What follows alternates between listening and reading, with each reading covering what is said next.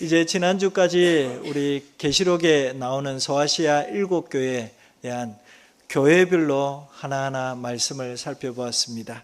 오늘부터는 복음서에 나오는 비유, 예수님이 굳이 비유를 들어서 설교하신 내용이 있습니다. 그것에 대해서 살펴보도록 하겠습니다. 여러분, 왜 예수님이 굳이 비유를 들었을까? 예수님이 직접 설명하셨습니다. 하나님의 택한 백성 외에는 듣지 못하도록 하기 위해 비유를 들었다고 합니다. 그렇다면 반대로 주님이 비유를 통해서 하신 내용들은 하나님의 백성들에게는 반드시 필요하고 귀한 내용이에요. 반드시 믿음의 백성들은 들어야 할 내용을 거기에 담았다는 의미이기도 합니다. 그런 의미에서 이제 얼마 동안 이 비유, 예수님이 비유를 들어서 한 내용만 찾아서 그 내용을 살피면서 우리 신앙을 점검하고 예수님의 이 비유의 말씀을 통해서 또한 우리 삶에 적용시킴으로 더욱 온전한 믿음의 성도로 살아갈 수 있기를 간절히 축원드립니다. 오늘은 첫 번째로서 우리가 잘 아는 씨 뿌리는 비유에 대한 설교입니다. 성도 여러분, 우리가 신앙생활, 어떤 분들은 이제 몇 년, 어떤 분들은 수십 년을 신앙생활을 해 오셨는데 그때 여러분 이런 질문 하나는 해보실 줄 압니다. 아니, 말씀이 이렇게 말씀을 들은 지도 수년, 수십 년이 됐는데 왜 내게 이런 변화가 일어나지 않지? 또 어떤 이는 왜 교회는 말씀을 듣고도 세상과 별반 다르지 않지? 이 질문을 적어도 한 번 이상은 던져보셨을 겁니다. 목사님, 저도 청년 때에 신학을 하기 전에는 교회가 왜 이래? 이런 생각들이, 이런 일들이 일어날 때마다 그 질문을 던질 때가 많았습니다. 그러나 신학을 하고 교회가 무엇인지를 깊이 있게 배우면서 이제는 교회를 섬기는 목사로 이제 하나님의 부르심을 받으면서 교회의 생리와 말씀이 교회 안에 어떤 메시지, 어떻게 적용되는지를 보다 깊이 살피면서 저는 이 메시지가, 특히 씨 뿌리는 비유의 메시지가 교회에, 내 신앙에 얼마나 중요한지, 내가 아직 연약한 가운데 있지만 더 인내할 힘이 어디에 있는지를 오늘 씨 뿌리는 비유에서 발견하게 될 것입니다. 그리고 인내할 뿐 아니라 내게 왜 말씀의 놀라운 역사들이, 열매들이 맺히지 않는지 그 이유를 살피면서 우리 자신 스스로 말씀 앞에, 말씀의 씨앗이 마음판에 뿌려졌을 때 30배, 60배, 100배의 결실을 거둘 수 있는 자로 우리 자신을 오늘 말씀으로 다듬어 가시기를 간절히 소망합니다. 오늘 두 가지를 말씀드립니다. 첫 번째는 이 씨 뿌리는 네 가지 형태, 유형을, 밭의 모습을 네 가지로 소개합니다. 그 중에 앞에 세 가지는 말씀이 씨앗이 뿌리를 내리지 못하고 열매를 맺지 못하는 밭에 대해서 말씀합니다. 그걸 첫 번째, 어떤 이유로 그 밭에 씨앗이 뿌리 내리지 못하고 열매를 결실하지 못하는지 그 내용을 살피고요. 그 다음에 두 번째는 마지막, 좋은 밭에 뿌려진, 좋은 땅에 뿌려진 씨앗이 30배, 60배, 100배의 결실을 거두는데 그 좋은 밭에 대한 내용과 의미에 대해서 살펴보겠습니다. 먼저 첫 번째입니다. 하나님의 나라를 방해하는 세 가지 밭이 있다라는 겁니다. 예수님께서는 씨 뿌린 자의 비유에서 복음이 자라지 못하고 열매 맺지 못하는 이유를 세 가지 밭의 유형으로 소개합니다. 우리 19절부터 22절까지 우리 같이 천천히 같이 호흡에 맞춰서 같이 읽겠습니다. 시작. 천국 말씀을 듣고 깨닫지 못할 때에는 악한 자가 와서 그 마음에 뿌려진 것을 빼앗나니 이는 곧 길가에 뿌려진 자요.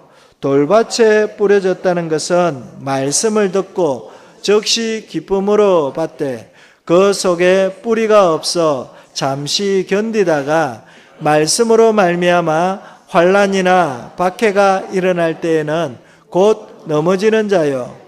가시떨기에 뿌려졌다는 것은 말씀을 들으나 세상의 염려와 재물의 유혹에 말씀이 막혀 결실하지 못하는 자요. 아멘.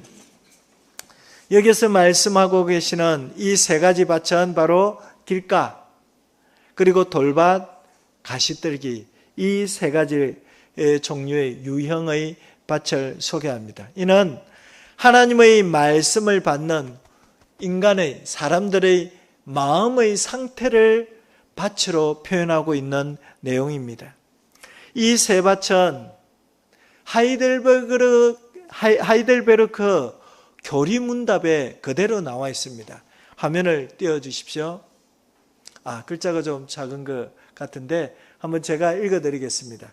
하이델베르크 교리문답 52주일에 보면 사실은 52주일 교리는 주기도문에 대해서 가르치는 내용인데 그 중에 우리를 시험에 들게 하지 마시옵고라는 이 문구가 시험에 들게 하는 요소가 뭔지를 정확하게 짚어줍니다. 그걸 보면요, 우리 자신만으로는 너무 연약하여 한순간도 스스로 설 수 없사오며 우리의 불구대천의 원수인 마귀와 세상과 우리의 육신은 끊임없이 우리를 공격합니다. 그래서 우리는 늘 이 땅을 살아가면서 시험 앞에, 시험거리 앞에 노출되어져 있다는 겁니다. 그 시험거리가 여기에서는 하이델베르크 교리문답에서는 세 가지로 나타냅니다. 첫째는 마귀, 두 번째는 세상, 세 번째는 육신입니다. 그런데 마귀, 세상, 육신 이 세 가지 유형이 고스란히 오늘 밭의 세 가지, 열매를 맺지 못하는 세 가지 비유가 그대로 똑같이 나옵니다. 그래서 교리문답은 성경의 뼈대를 추려서 만들어진 문답, 성경 공부 교재이거든요. 그런 의미에서 이 하이델베르크 교리문답, 이 시험, 우리를 시험케 하는 요소가 바로 이 세 가지인데 오늘 본문에서는 밭의 비유를 통해서 세 가지, 열매 맺지 못하는 세 가지 비유를 통해서 우리를 시험거리, 이 땅에서 살아가면서 우리를 믿음 생활을 어렵게 만드는 그런 요소를 소개하고 있습니다. 우리가 이것을 배우는 이유는 먼저는 그냥 가만히 교회만 나오면 신앙이 자라는가? 절대로 그렇지 않다는 겁니다. 오늘 본문처럼 이 세 가지 밭에 나타나는 현상들은 우리의 마음밭에 그대로 드러나는 일들입니다.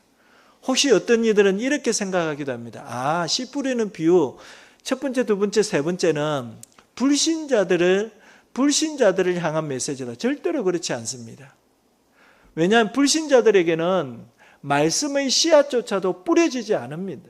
그럴 기회조차도 없습니다. 그런데 오늘 유형, 밭의 비유를 다 고스란히 다 네 가지 말씀의 씨앗이 뿌려집니다. 바로 교회 안에 출석하고 있는 신자들, 성도들을 두고 말합니다. 그런데 안타깝게도 세 가지 유형은 교회를 출석하고 믿음 생활을 한다고 하지만 그 마귀와 세상과 육신의 그런 시험거리 때문에 말씀이 뿌리내지 못하고 열매를 맺지 못한다는 말씀입니다. 그만큼 신앙생활은 그냥 딱 어디에 레일에 올려놓으면 자동적으로 천국을 향해 가느냐, 그렇지 않다는 겁니다. 우리를 시험 들게 만드는 요소들이 얼마나 많은지 모릅니다. 교회 안에서도요. 그래서 우리는 늘 이런 요소들을 의식하고 제거하고 능히, 그럼에도 불구하고 말씀의 뿌리로 열매 맺도록 힘써야 된다는 것을 보여줍니다. 먼저 우리 가운데 여기에 세 가지 유형의 밭을 간단하게 살펴보겠습니다. 먼저 19절을 보면 길가밭이 나옵니다. 잘 보십시오. 아무나 천국 말씀을 듣고 깨닫지 못할 때에는 악한 자가 와서 그 마음에 뿌려진 것을, 그 마음에 뭐가 뿌려졌습니까? 말씀이 뿌려진 것을 빼앗아 버립니다. 여러분, 길가에 마치 무슨 씨앗을 뿌려질 때 길가에 뿌리를 내리는 경우가 어렵습니다.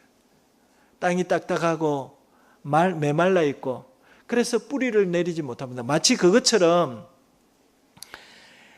이곳에 말씀이 뿌려졌으나 정작 그 속에 마음이 굳어져서 말씀이 들어갈 틈이 없는 상태를 말하는 겁니다. 말씀을 듣지만 곧 사단이 그 말씀을 싹 빼앗아 버리는 모습입니다. 이게 바로 하이델베르 교리문답을 다시 띄워주십시오. 처음에 말하는 불구대천의 원수, 우리 신앙생활에 시험 들게 하는 요소는 바로 마귀의 방해하는 시험거리를 만들어내는 요소들이 많다는 거죠.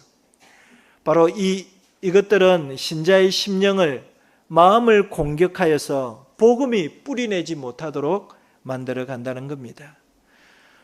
사랑하는 성도 여러분, 오늘날 이 밭은 예배의 자리에 앉았지만 마음은 딴 곳에 가 있는 모습을 가르쳐 줍니다.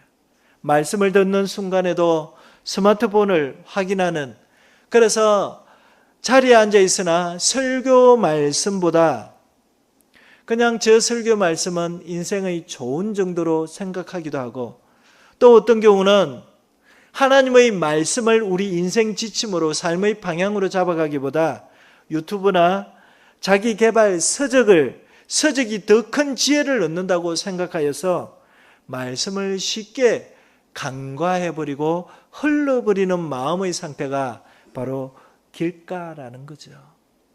말씀을 소중하게 여기지 않는 이들에게는 말씀이 늘 들어와서나 흘러 지나가 버릴 때가 많다는 겁니다. 바로 그것이 길가입니다. 우리 자신을 돌아보고 혹 나에게 길가와 같은 마음밭이라면 다시금 말씀을 듣는 태도와 마음의 자세를 바꾸시기를 간절히 소망합니다. 두 번째입니다. 돌밭입니다. 두 번째는 돌밭. 20절 21절 보십시오. 돌밭에 뿌려졌다는 것은 말씀을 듣고 즉시 기쁨으로 받되 그 속에 뿌리가 없어 잠시 견디다가 말씀으로 말미암아 환난이나 박해가 일어날 때에는 곧 넘어지는 자요. 말씀을 받습니다. 즉시 기쁨을 얻습니다. 하나님이 내 안에 역사하시는구나. 그 순간은 있습니다. 그 기쁨이 있습니다. 그러나 잠시, 그 일은 잠시이고 내 삶에 환난이나 박해가 일어나는 일을 만나면 곧 그 말씀의 기쁨은 온데간데 없이 사라져 버리는 거죠. 사랑하는 성도 여러분, 오늘날 우리에게도 이런 모습이 있습니다. 예배에서 말씀의 은혜를 뜨겁게 받지만 정작 현실 속에 고난이 닥치면, 현실에 해결해야 될 문제를 닥치면 말씀의 역사는 온데간데 없고, 말씀에 대한 감동은 예배 현장에서는 있었지만 그것이 구체적인 삶의 결단과 훈련으로 연결되지 못하니까 다시 불신자와 같은 그런 하나님 없는 삶을 살아가게 되는 겁니다. 그 마음을 돌밭이라고 말합니다. 신앙의 깊이는 감정에 치우치는 것이 아니라 말씀에 내린 뿌리에서부터 신앙의 영적 영양분을 공급받게 됩니다. 그러므로 믿음이 자라가는 성도에게 더욱 갈구하는 것은 감정의 뜨거움을 갈구하는 것이 아니라 말씀의 깊은 은혜를 갈구하게 됩니다. 믿음이 자라면 자랄수록 내게 말씀이 역사하는 것이 무엇인지를 깨닫게 됩니다. 그래서 하나님, 내가 말씀을 들을 길을 허락해 주십시오. 하나님, 내가 이 말씀을 붙들고 살아가게 하옵소서. 그런 기도로 나아가게 됩니다. 그래서 성도들은, 그 말씀의 소중함을 아는 성도들은 예배의 자리에, 말씀을 듣는 자리에 가볍게 여기지 않습니다. 오히려 내가 졸음이 오면 어떤 이들은 무릎을, 허벅지를 깨어서라도 말씀을 듣도록 힘씁니다. 애를 씁니다. 왜냐하면 그만큼 말씀이 얼마나 소중한지를 알기 때문에 그렇습니다. 이 돌밭에 부러진 이에게는 돌짝밭은 말씀이 뿌리 내릴 그런 영양분이 있는 흙이 되지 못합니다. 그래서 잠시 말씀대로 말씀이 좋네, 잠시 뿌리를 내리다가 이제 다시 삶의 어려움과 그런 고뇌를 만나면 다시 말씀과 상관없는 삶으로 살아가게 됩니다. 사랑하는 성도 여러분, 이게 바로 믿음의 성도들이 때로는 이런 돌짝밭과 같은 마음밭이라는 것을 기억하십시오. 그 다음에 세 번째, 가시떨기 밭입니다. 22절에 가시떨기에 뿌려졌다는 것은 말씀을 들으나 세상의 염려와 재물의 유혹에 말씀이 막혀 결실하지 못하는 자요. 아멘. 이 밭은 말씀을 듣고 받아들이는 듯 보이지만 그 마음 속에는 이미 다른 주인이 자리하고 있습니다.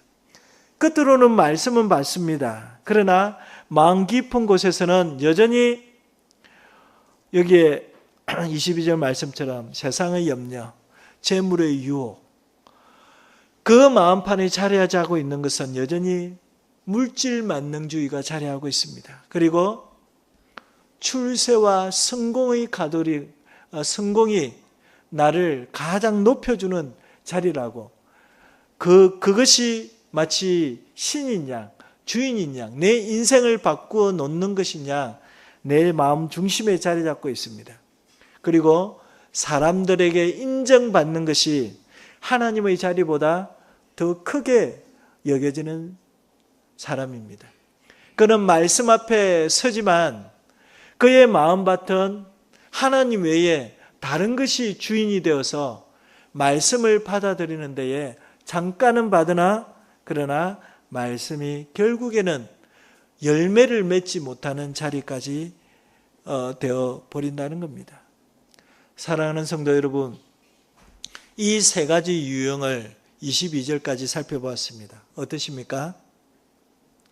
이 세 가지 유형은 하나같이 우리 속에 다 존재하는 것입니다. 목사라고 괜찮을까요? 목사도 마찬가지입니다.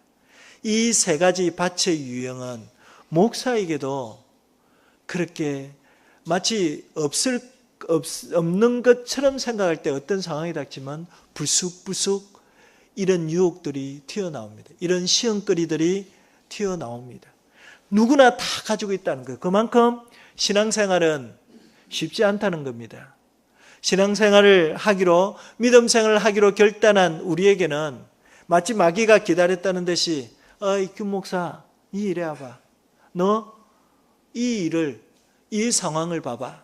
그러면 낙심되고, 그렇지. 내가 다시 예수를 믿을 이유가 특별히 없다. 또 이런 상황에 굳이 이런 일들이 내게 닥치는 것은 마치 하나님을 믿지 말라는 마귀들의 그런 메시지니까 나는 하나님을 안 믿을란다. 그런 방향으로 계속 시험거리들이 생길 수밖에 없는 여정이 신앙생활 여정입니다. 사랑하는 성도 여러분, 아까 제가 하이델베르 교리문답 52문을 읽어드렸죠? 한 번 더 띄워주십시오. 그게 이렇게 말합니다. 우리 자신만으로는 너무 연약하여 한순간도 스스로 설 수 없사오며, 우리 힘으로는 설 수 없다는 겁니다. 왜냐? 우리 주변에 불구대천의 원수인 마귀가 있고, 마귀의 관계가 있고, 세상의 유혹들이 많다는 거죠. 그리고 우리 육신 자체가 죄의 쓴뿌리가 늘 불쑥불쑥 우리를 찌르고 있다는 거죠. 끊임없이 이 세 가지 요소는 우리에게 계속 공격해 들어오니까 우리에게는, 우리의 연약함은 한순간도 그 연약한 가운데 스스로 힘있게 설 수 있는 것은 아무것도 없다라는 겁니다. 우리 팀켈러 목사님의 책들이 전에부터 많이 나옵니다. 당부 하나님이라는 책이 있는데요. 이 당부 하나님의 책의 내용은 당자의 비유, 그 내용을 들어서 설명한 내용입니다. 그런데 여기에서는 두 아들이 있는데 두 아들 다 하나님을 떠난 아들이었다라고 소개하면서 한 아들은 아버지의 유산을 챙겨 먼 나라로 떠났습니다. 그에게는 아버지 품에서 떠날 이유는 재산이었습니다. 물질이고, 이거면 내가 이 세상을 떵떵거리고 행복하게 살 수 있겠다 착각한 거죠. 그리고 또 한 아들은 큰아들입니다. 큰아들은 자기 의가 딱 자리하고 있고 아버지 품 안에 있는 것 같지만 그러나 자기 의로 살아가고 있는 아들이었습니다. 마치 오늘 본문에 세상의 육신과 세상과 마귀의 그 시험거리 속에 이 두 아들은 고스란히 노출되어져 있는 모습입니다. 성도 여러분, 이 모습은 우리에게도 동일하게 도사리고 있다는 거죠.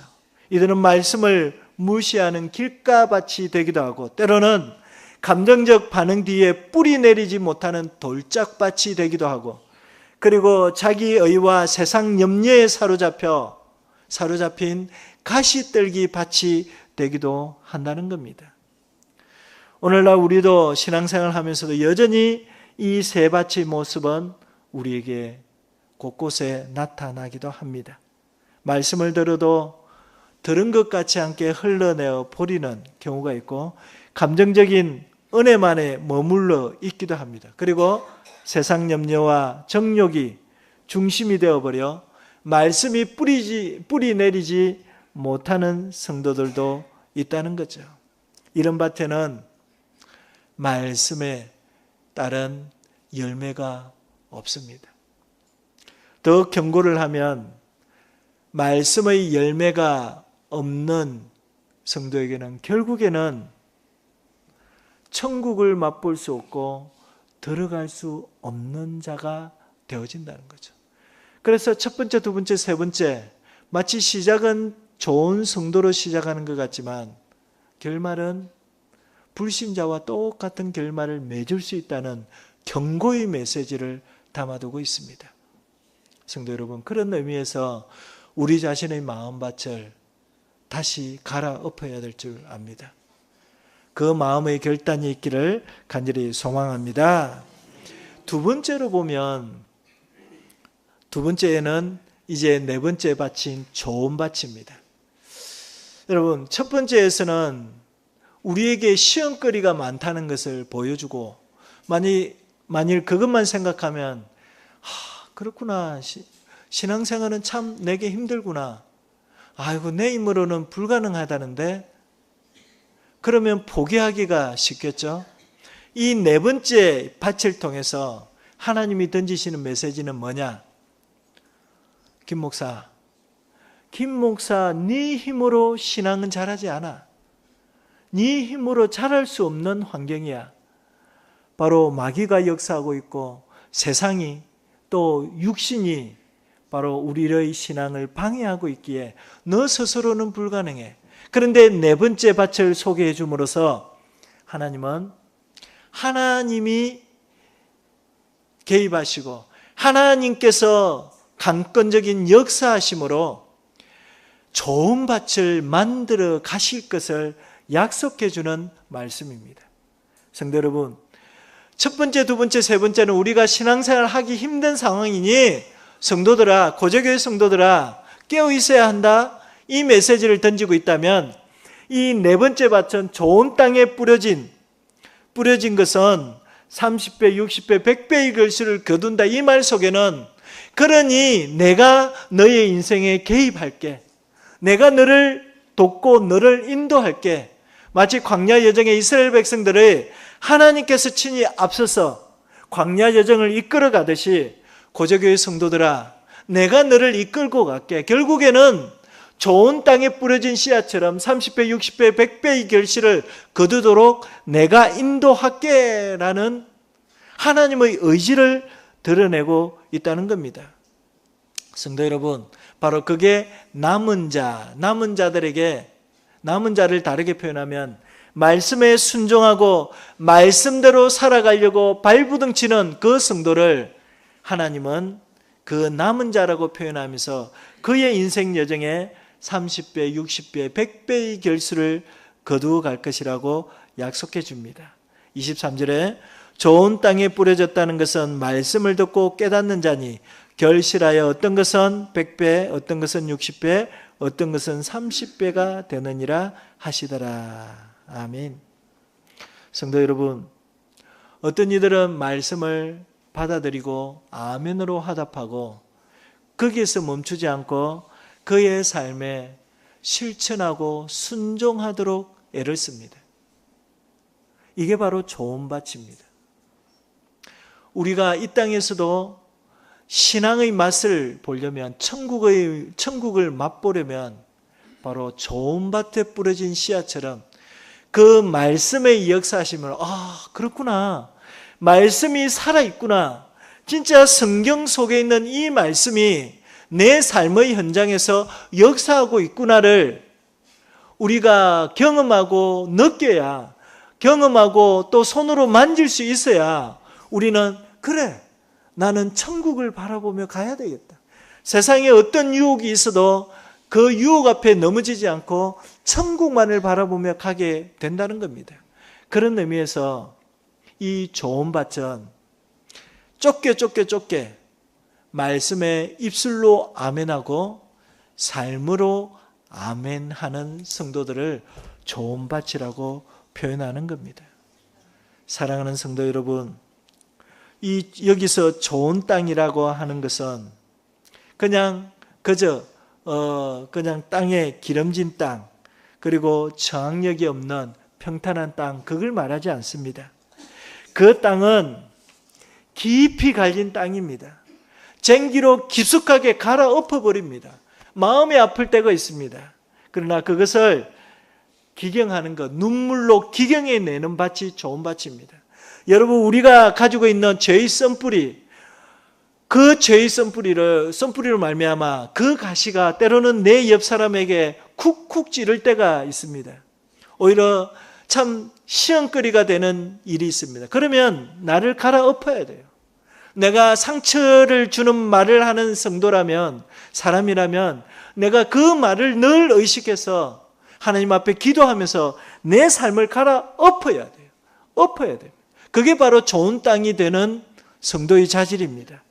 그리고 회개로 갈아엎어진 마음, 고난 중에도 말씀을 품는 바로 그 자세, 유혹과 압박 속에서도 끝까지 견뎌내는 바로 그 우리의 말씀을 지키려고 발부둥치는 모습 속에서 좋은 땅으로 기경된다는 사실입니다.